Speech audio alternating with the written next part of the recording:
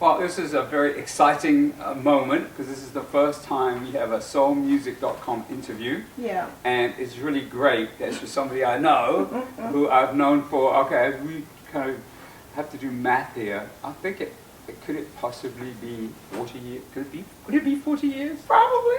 40, oh. More than that. Wow. I think it's been more than that because Yeah. we're celebrating the 40th anniversary to Young Hearts Run Free this year. Wow, wow. Well, you know that, I haven't introduced who this is. I just realized, of course, the moment you said Young Hearts Run Free, anybody who wasn't aware who this is will know it's Candi Staton. So thank you so much for joining You're us welcome, at David. soulmusic.com. Yeah, Wow. right. It's our first on-camera interview Oh, my ever goodness. in history. I feel honored Well, to be the first. I feel honored to have you be our first. Okay. Well, just, I know you're here in London, in Britain, and you've been on tour.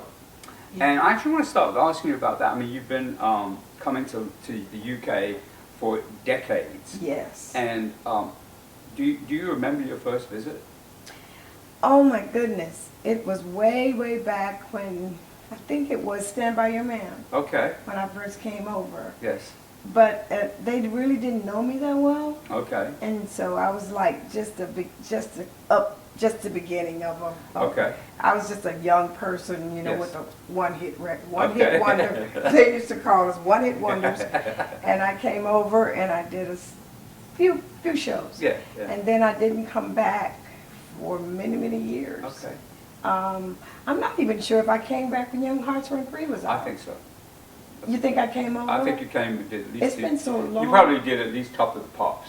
I did. I knew you'd have to Yes, have done that. I did twice. Yeah, of course. I did it Yeah, you twice. would have had to have done that. Yeah. And then at Best Disco in Town, I started doing the best. They had me over doing the Best Disco in Town. Yeah. And then I didn't come back for many years because I had my own television show. Yes. It's called Say Yes over in America. Yeah, of yeah, course, yeah. I had a television show for 25 years, so I didn't need to go anywhere. I was always so busy there Sure, in sure, America. sure. So the next time I came over, I think it was when You Got the Love hit, Yes. and I didn't even know it was out. Wow. I had no idea it was, it was even whatever happened again because I did it in '86. And then it came out again in 90-something? Yeah, well, it was recorded in '86. Yeah. And it lay dormant for 10 years. Nobody picked it up. We went to every radio station in America trying to get the song on, and they weren't interested. And one of the guys from the company that I did it with, brought it just my vocal, no music, Yeah. just the dry vocal, Yeah. and put it on a track that they were dancing to, and they just tried something out. Okay. And everybody rushed to the DJ stand and asked them who was that. Yeah. And they wanted it, and so they went and made a few records, Uh-huh. and they sold them for an enormous price. And they were gone in one day, and they said, we got something. Wow. So they mass produced it. And it was out, gosh, my goodness, it was out probably 6 weeks before I even knew it was out. I had forgotten I made the song. They called me and said, you got a top 10 record. I said, what? You've got to be joking. Wow. And they told me it was called You Got the Love or Love Something. I said, oh, I didn't make a record like that. I don't remember making a record like that. Yeah, Because yeah. I had made so many other records, so Sure. I just couldn't remember them all. But finally, I came over for that, and I've been coming ever since. Yeah, so you've been a regular visitor Yeah. to the UK for... And I love it, David. Oh, okay, good. I love Good. it. I love coming here. The people are so receptive, and I hate to talk about my own country, but music there is so digital. Yeah. And you've got all of these young people. You got Beyonce and Rihanna, and you got you got Jay-Z, and that's where everybody flocks to it. If you don't have that type of music going in your rapport of music, like old soul music and yesterday's music, you only get that on an oldies but goodies station. Wow. You don't really get, the masses don't go after that Sure, anymore. sure. So we're like, what are we going to do? Yeah. And yeah. so Young Hearts has been going on for many years here. Of course. And then you got the love, and then I got booked, just Wow. constantly booked over here, and Wow. the people love it. Is there like a noticeable difference between British audiences and American audiences? I mean, is it when you actually go on stage here, is it different? Oh yeah. Oh What's the yeah. difference? The difference is they know all my music. They Okay. sing with me. Okay, yeah. They join in like a big choir. Everybody's singing the lyrics. Wow. I used to say all the time, I said, if I forget the lyrics, I can read lips. Well, I can ask you a question. As you're talking, I mean, I'm aware, you know, from just knowing you and knowing your history, Yeah. that, you know, long before Young Hearts Run Free, you were what we would have called back in the day an R&B singer, you know, Yeah. and quite successful in the U.S. for sure, you know, and had Right. several hits, you know. I'd rather be Young Man Sweetheart. Old Man Sweetheart. Old Man Sweetheart. See, I always get that wrong, but anyway, you know that one. The Old Man Sweetheart, the Young Man. Well, I tried the a Young Man Sweetheart. And that didn't work either. Okay. All right. We don't need to go into further about that. Okay, that's all right. But yeah, so yes, I know that you already had, you know, you were already known, certainly in the R&B world, R&B circuit back then, and then of course after Young Hearts Run Free, you as a whole nother audience. Yeah. A pop audience and a dance music audience, disco audience, whatever we want to call it. And so, so it's like you've had like, and then of course there's a period of time when you really went back to your roots, so to speak, Right. in doing gospel. Yes. And you did that very successfully too. Yes. How many? Can I just ask you how many awards you've won as a gospel artist? Oh, probably 5 or 10. Wow. Somewhere in there. Yeah. Yeah. That's a You lot. know, it's a lot. Yeah, it is. Stella Awards and all that kind of stuff. Yeah. You know. So you had like three, almost like probably at least three, you know, genres of music that Yeah. you've become known in. Mhm. And firstly, that's unusual Yeah. for anyone to be successful in more Right. than one. Right. So what do you think that is? I mean, have you always been someone who, you know, music, you just love music and you just apply yourself to what music you want to apply yourself to? Has that always been like that for you about music? Yes, yes. I remember one time I was talking to you. You came to the dressing room, and what really, really, really nailed it, you said, Candi, I never will forget it. You said, Candi, sing what's in your heart. Wow, I said that? You said that. Wow, all you right. said, don't listen to what other people say. He said, Okay. just sing what's in your heart. Yes. And he said, sing, because you have a lot to give. Yes. And you told me to sing what's in my heart. And I went and I thought about that. I said, okay, I'm going to do that. I'm going to sing the songs that I get, all the songs on my new record, which is called It's Time to Be Free. All right.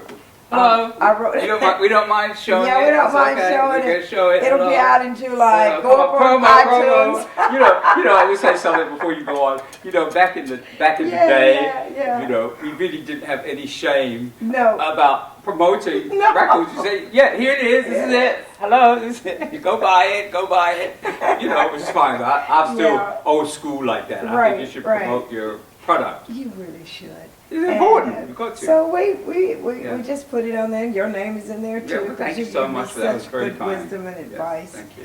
And I wrote every song coming out of a very, I guess, horrendous relationship. Okay. All of it kind of ties in to what I'm singing. Also, Life Happens was the same kind of thing, but it was a secular version. Sure. Of, and it's good therapy. Yeah. When you've gone through really traumatic things in your life, I think singing about it gives you that therapy that you don't have to lay there on the couch with a psychologist and tell him about your childhood and all the other bad things that happened to you. So you sing it out. And music is healing. Yeah, absolutely. It's healing. And when I think keeps me going is the fact that I can sing troubles. Even though Young Hearts Run Free has a wonderful beat, you can dance to it. It also has a message that is kind of depressing. Actually, I've never really analyzed the lyrics. You know, it is. You get the babies, but you know, what's the sense in sharing this one and only life, ending up just another lost and lonely wife? You'll count up the years and they'll be filled with tears, yet people are dancing, oh yeah, sure, I love that song. But they're singing depressing, depressing music. I mean, I'm guilty of the same thing. I listen to it, go like, Yeah, but it's really good though. That's really So, so that's how that goes. And well, I want to ask you. So I was just saying about the fact that you've been successful in all these different genres of music, and I'm really intrigued when I meet someone who's been singing professionally and recording successfully for so many decades. I always want to ask, what is it that has kept you going? I mean, I know there's obviously a personal reason you could give, and I know you well enough to know that that would be an answer that rests in your faith. I know that would be the most obviously primary answer. Of course it is. Yeah, that's the foundational. God is the answer to that. That's kept me going. But my inspiration. What's kept you going in the business? That's it was not my an easy children. business. I'm a single mom. Okay. And I only finished high school. I took my music for granted. I took my vocals for granted because when you're born with the talent, you're kind of like, oh well, it's just something I do. But when it comes down, the push comes to a shove, as we say in America. Yeah, of course. And you got to feed your kids.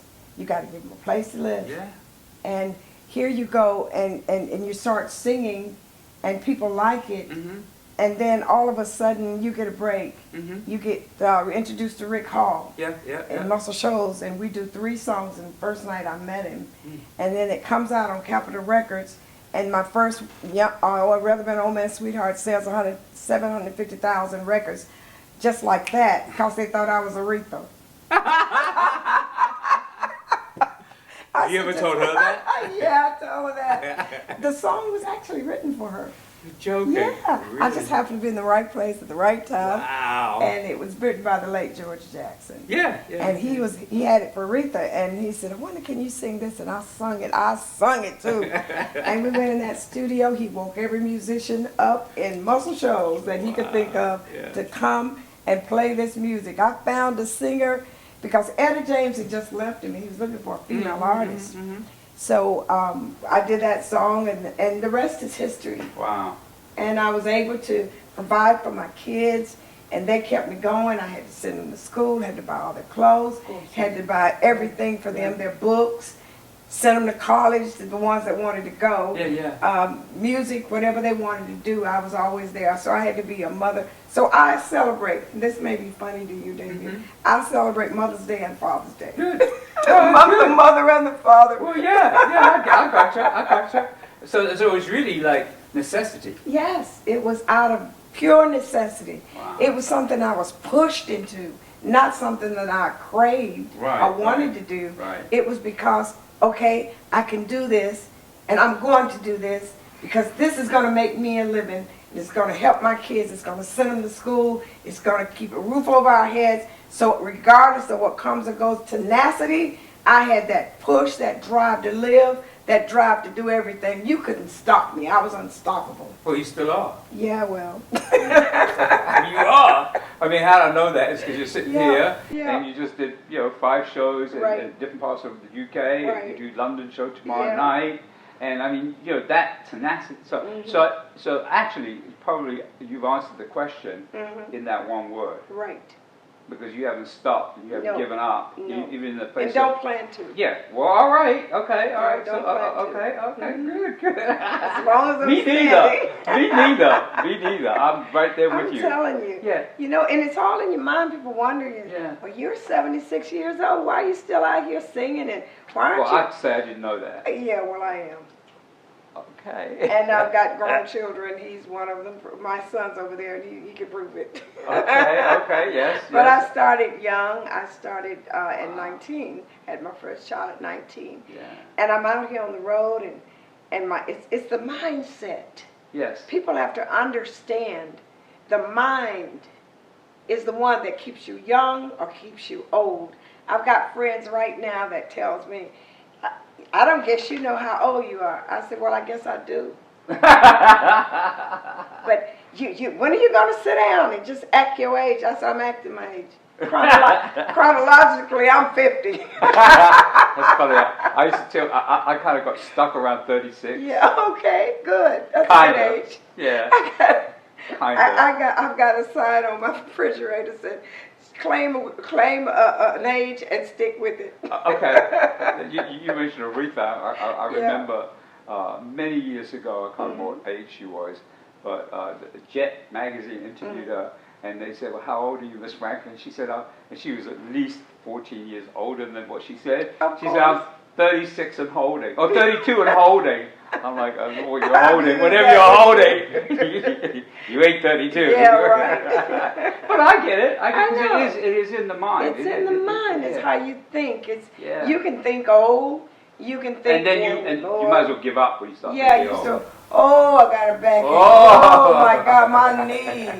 Oh my head. You know, we get hurt sometimes, we get pain sometimes. They come from anywhere. Yes. You just might be walking along, oh my God, what was that? Yeah. You know, but you say, oh, forget it. I'm walking anyway. Yeah. Well, it's true to say that the body, physical, does change, of course. Yes. It's meant to. It was designed to break down at some point. We know that. But how you treat it would absolutely affect how it breaks down and how quickly it breaks down. Of course. And you don't have to break down that No, quick. it doesn't. We were talking just before we started John, the interview, and I started with the interview, and I asked you about how you stay fit, and you said about drinking water. Lots of it. No soda, lots of water, and do lots of walking. Right, and sleep.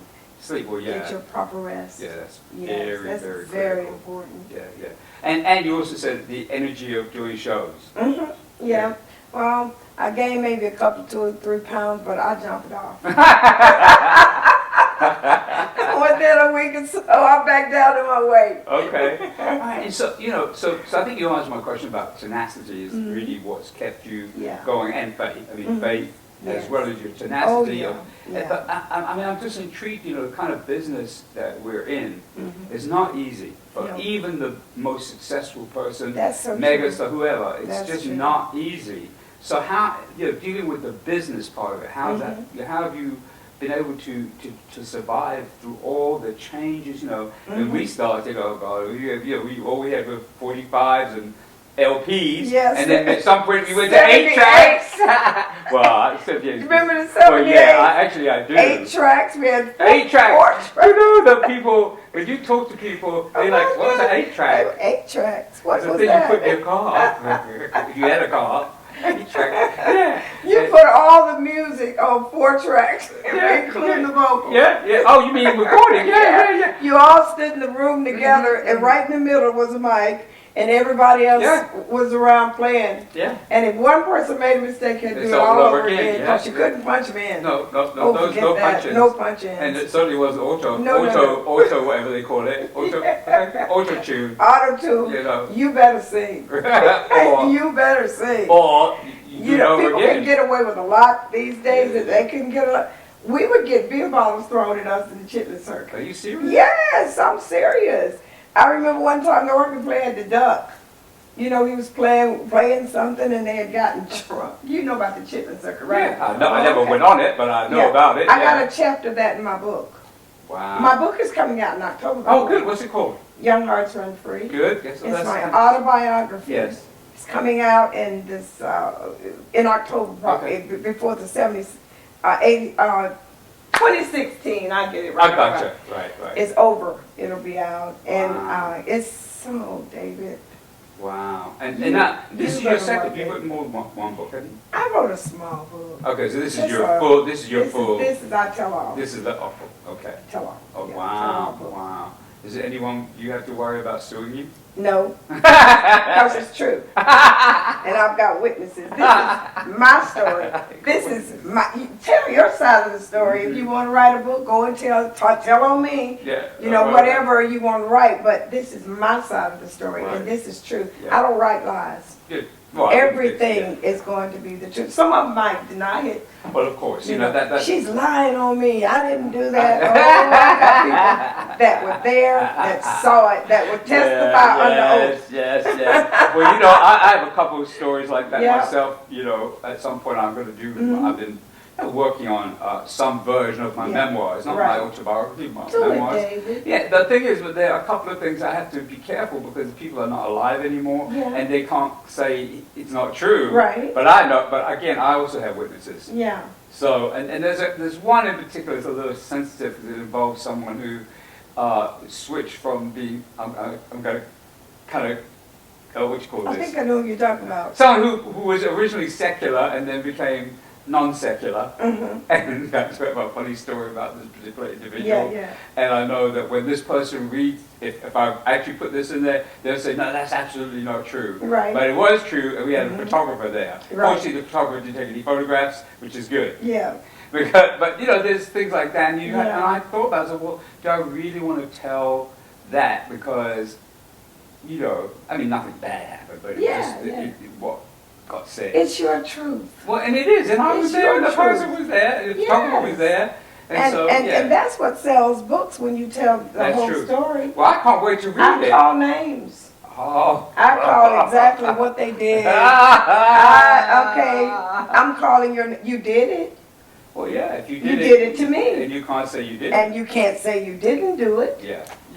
So I'm telling Well, I'm excited about that. Yeah. You write it by yourself? Yep. You actually wrote the whole thing by Yep. yourself? I have a publisher. His name is Sherm Smith, and he's with Heritage Builders. Yes. Publishing company out of LA. They just did the book on Rick Hall. Okay. Oh, okay. And that's how I met And you him. yeah. I was at one of the Rick Hall, they were doing something with CBS. Yes. And he wanted me on the interview with him. Yeah. So I came up and Sherman Smith was there, Mhm. and he says, I want to do a book on you. Wow. I said, you got it.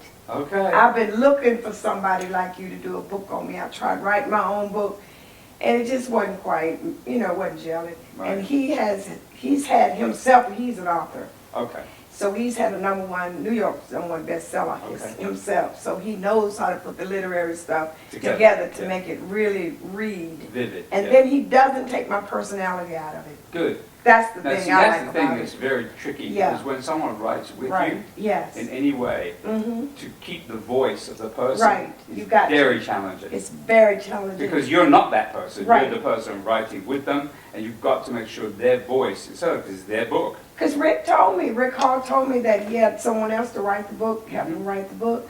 And when he got his first draft back, he was like, That's not me. who in the world are they talking about? This is not me. Just cut them. Just not change Yep. the battery. Okay, no problem. Want to have a cut? How are we doing with time? We're 20 to 11. Oh, okay, it's got 20 minutes. Yeah, sure. Oh, we're that's doing fine. well. Yes, we are. We're going to talk a little bit more about this. Okay. And I also want to talk about your studio and the investment in studio. Yeah. I think that's really interesting. Yeah, it And it is. will probably be good for other people to It hear will. about that. Mm-hmm. Yeah, because I don't think many people have done that. Yep. They do it all the time in America, though. Yeah, It's, well, really. It's common. It's quite common? It's Really? very common, yeah. Well, most of, and I'm thinking about, it's interesting, but actually I don't know. Okay. Sorry, David. Ready to roll? Getting through? Yeah, so what you were saying about the, about the book. So the book is coming out this year, Mhm. 2016, Young Yeah. Hearts Run Free. I cannot wait to read it. I'm really looking forward to that. And I especially want to read the names. I'm sure everybody wants to read the names. Of course, Okay. I got some famous names Oh, there too. I'm so sure. Okay. Well, great. And Yeah. did you find writing in the same way that writing songs and singing is cathartic and really good for you? Did you find writing the book was the It same was thing? therapeutic. Really it was therapeutic, very yeah, therapeutic yeah. because, you know what? There were times, David, that I was writing the book. At first, I wrote it in longhand. Yeah.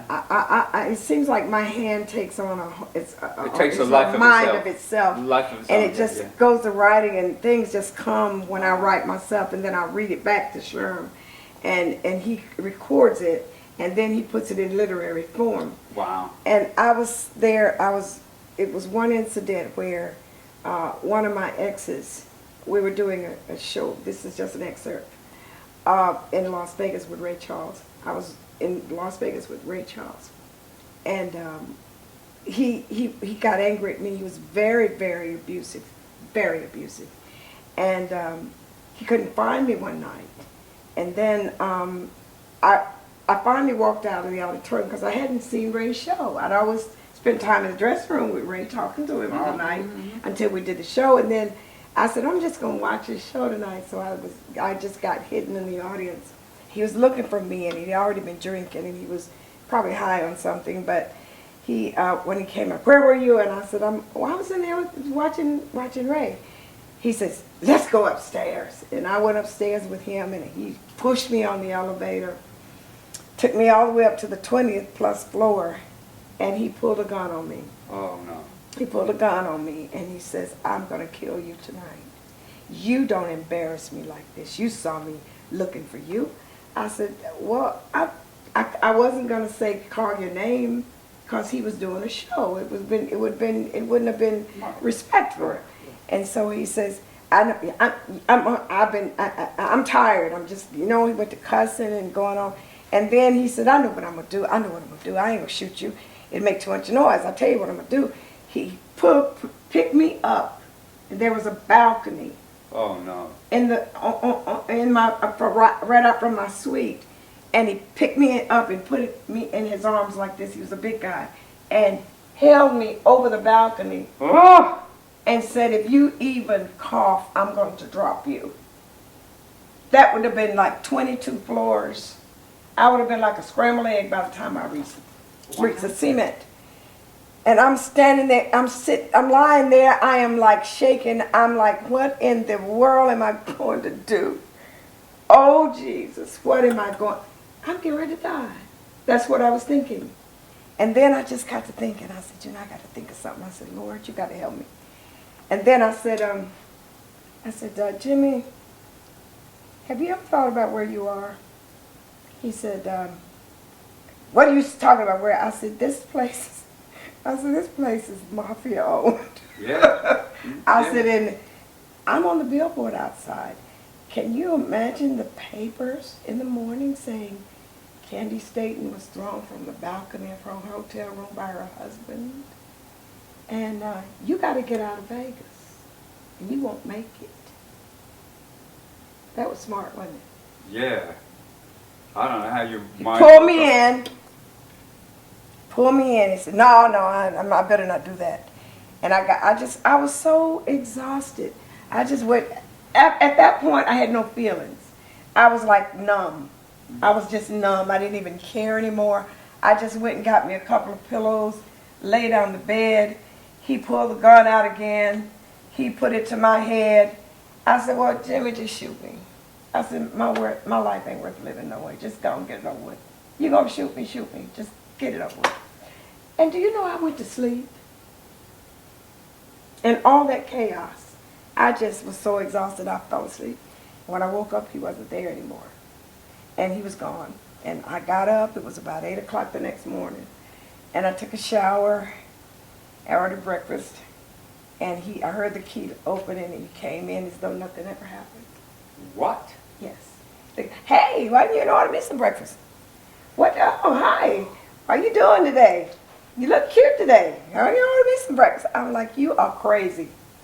Yeah. You are nuts. Yeah. And so I said, I got to get rid of you really quick before I lose my life. You're not killing me.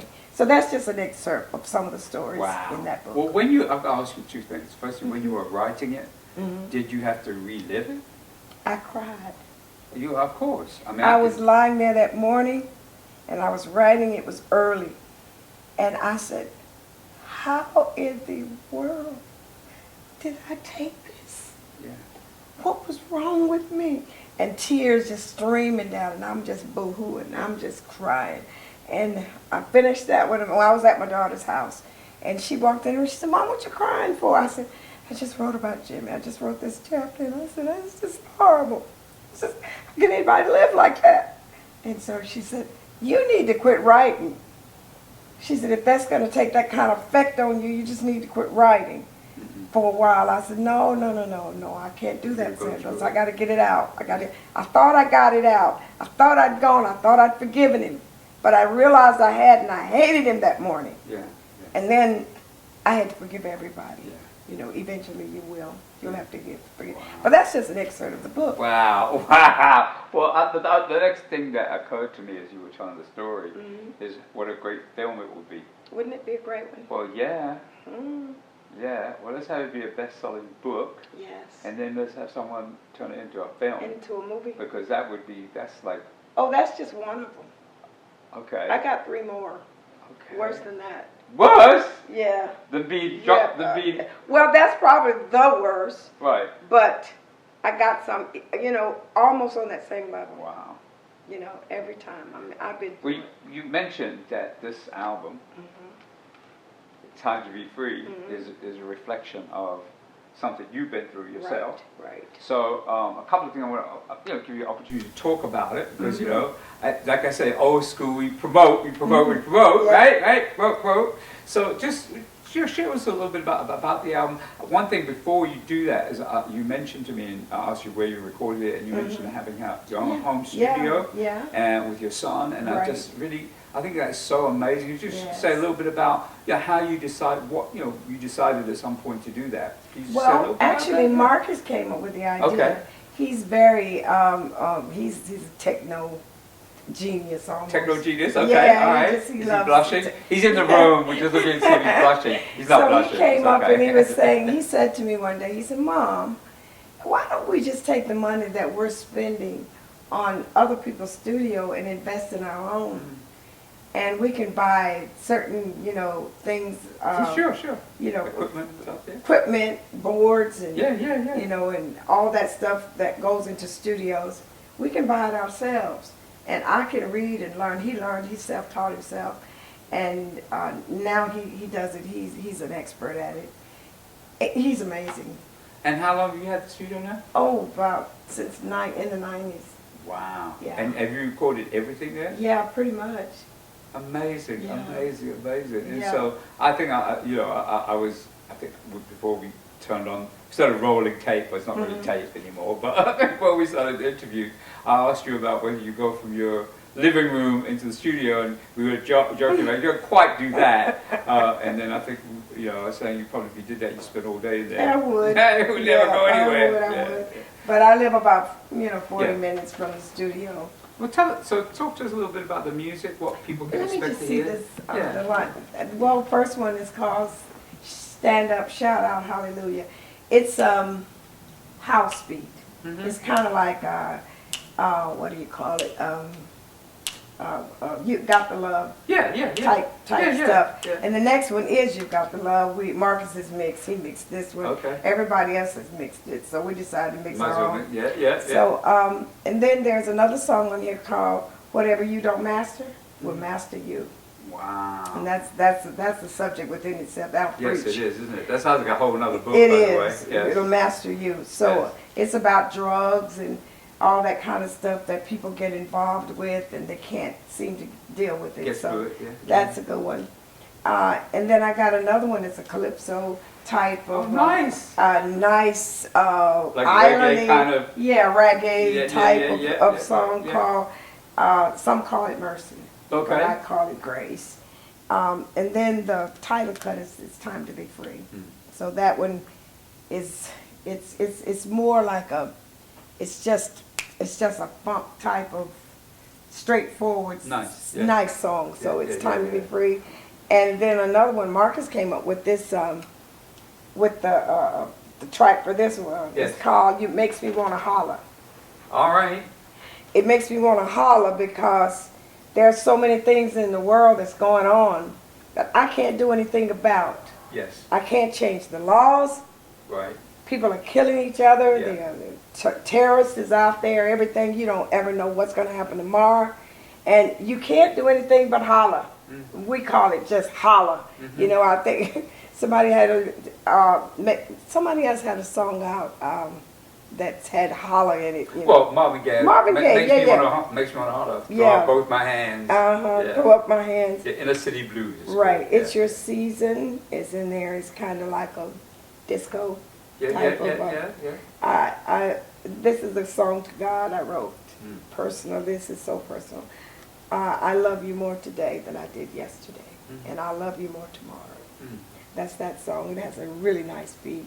Cleaning out my closet, kind of funny, you know. I'm getting rid of everything. Everything that's not like God has got to go. Okay. So, and then I'd have a song dedicated to Martin Luther King, I Have a Dream.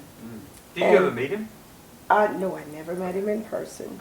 Put It Back. It's an old gospel type, you know, Yes, yes, quartet type song there, Yes. and I made it this far.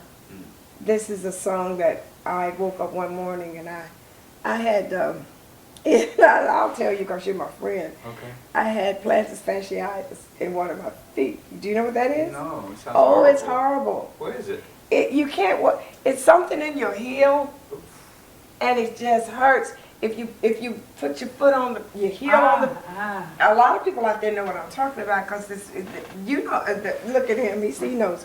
Look at Paul who's doing the Plantar video. fasciitis, and I couldn't hardly walk for days, and I was coming from Japan, and I'd done 3 shows in Japan, and I was like, oh Lord, I was in first class, and I couldn't walk to the bathroom without. I'm like, I would wait till everybody was asleep, and then I'd get up and tiptoe, just barely making it. And so when I got back home, I went to the doctor. He told me what it was, but I got up that morning, and I wrote a song, and it was called "I Made It This Far." I've made it this far. And then I wrote the song that says, when I got out of my bed this morning and put my feet on the floor, walked over to my dressing table. As I looked down at the floor, I could still see myself in the mirror as I felt God's grace and love. And I began to thank and praise Him because I made it this far. And it's a beautiful old ballad type of gospel. Wow. And you'll love it. If you Good. love gospel, you'll love it. Good. Can't You Hear Him Calling? This is kind of like a person that's nearing the end of their lives. And then I have one called Behind the Veil of Silence, which is like an abused woman's version of, you tell her how it feels to be abused within those few minutes, how you really feel, the heart of it, the hurt, the pain, the frustration, the helplessness, how you will feel when you're truly abused. And a lot of women can identify with this. And number 15 is just me, the keyboards, and myself. Okay. And it's called That's All I Can Do. All right. Well, when you said about the keyboards, it reminds me of, didn't you do one, take my hand, Precious Lord. Precious Lord, take my hand. Did you do that the same way? Mm-hmm. Wow. David Crawford played That's right, keyboards yeah. on that one. I Yeah. just remembered it when you said Yeah. it. So how do you feel about this? I love it. And you're proud of it? I'm proud of it, yes. Yes. Well, it's really something to be able to say, I've got my own album, my own record label. I did it in my own studio Publishing with company. my son. I got 2 publishing companies. Okay. And we So you're quite the entrepreneur, right? Yes. Yeah. Did you? Wonderful. And just to round that off, have you always been that way? Well, I always Or had did you I always learn had to it become in me, but I never could get it out. Okay. And what Because there were other people telling me Sure, what to do. sure. There were management, you Sure. got to sing this way, or Go do there was this or producers telling me I had to sing that way, or they had my whole life figured mapped out. Yeah. This is where you're going, this is what you're going to do, this is what you're going to Yeah, wear, yeah, this yeah. is how you're going to look, this is how you're going to act, all of that stuff, trying to create an image. And now I threw the image out the window. I'm just me. Good. All right. It's Just working. being myself. All right, I Yeah. love it. Candy, it's just really brilliant. It's brilliant. I love that you're here in the UK. I love that you got a new record out. Right. I love that you keep going. You're like the Energizer Bunny. Yeah, yeah. Well, you're the soulful Energizer All Bunny. right now. And is there anything you want to say just to finish off our interview? I just enjoy talking to you. Yeah. You've been such a friend to me for all these years, and you give me nothing but wisdom, and you tell me a lot about the music industry, and we can talk Yeah. about things because we have so much in common. True. And I love you so much, and I love the fans out there that have been buying my records, that kept me afloat.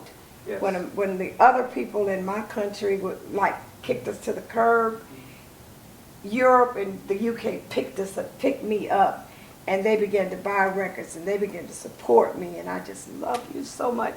When I get on that stage and say I love you, I really It's do really genuine. mean it. I mean it from my heart. I do love you. All right. Well, it's just been really great. Mhm. This is the first my first on-camera interview. All right. I feel a little shy. Ah, Not really. no, That's a no, lie. no. I'm not shy. No, you're I not. Lie. I'm not supposed to tell lies on camera. But no, it's been really great. Yeah. And it just, I realize how, by doing this, we really are giving people opportunity to see when two people get together as friends and just talk about Yeah. music, about Yeah. life. It's a different kind of, it's very different from doing like a interview. Right, It's yes. been more like a great Yeah, conversation. it's So just a thank you so conversation. much for You're welcome. being here, taking time today. Anytime. I know you're off to the BBC. Yeah.